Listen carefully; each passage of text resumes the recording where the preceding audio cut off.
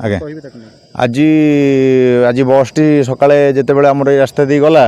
तो मुझे खबर पाइली जे गाड़ी बटे जाऊँगी बोली बहुत खुशी लगिला। तो से खुशी रे मु गाँव जो माँ मैंने मत सहयोग करते कलेक्टर पाखे अभियोग कला बेले समस्त डाकिकी आज माने ड्राइवर भाई जो कंडक्टर जो भौणी थे आम संबर्धना करी नड़िया गोटे बाड़े मिठा भाई मानू मिठा ड्राइवर भाई और बस रे यात्री भाई मानू मिठा खुआई भौणी मानू मिठा खुआई आम ससम्मान आज गाँव में छाड़ी तो आज्ञा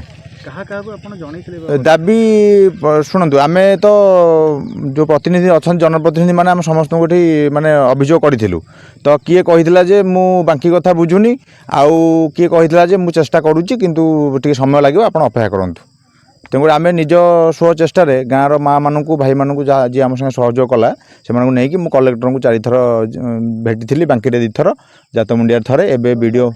वीडियो महाशय आसी आम दुर्लापुर पंचायत को जनशुणाणी पंचायत वाइज जो होता तो सेठी भी गोटे आप्लिकेसन देती मुझे तो आप्लिकेसन देलापर कही खूब शीघ्र आम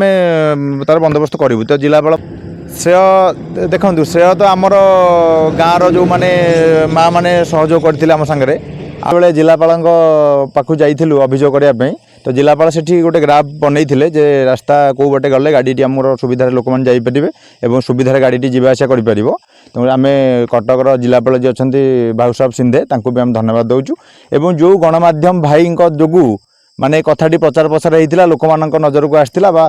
जो माने जो चेष्टा प्रचेषा से भी अशेष धन्यवाद दौचु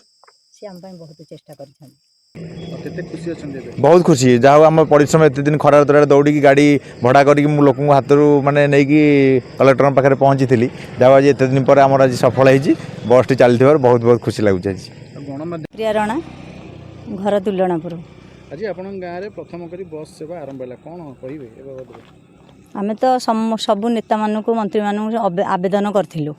किंतु कहीं आम कथा शुणु नथिले एपटे बस जावाई बहुत हैरान होतलु किंतु आज चलला बस से आम बहुत खुशी अच्छु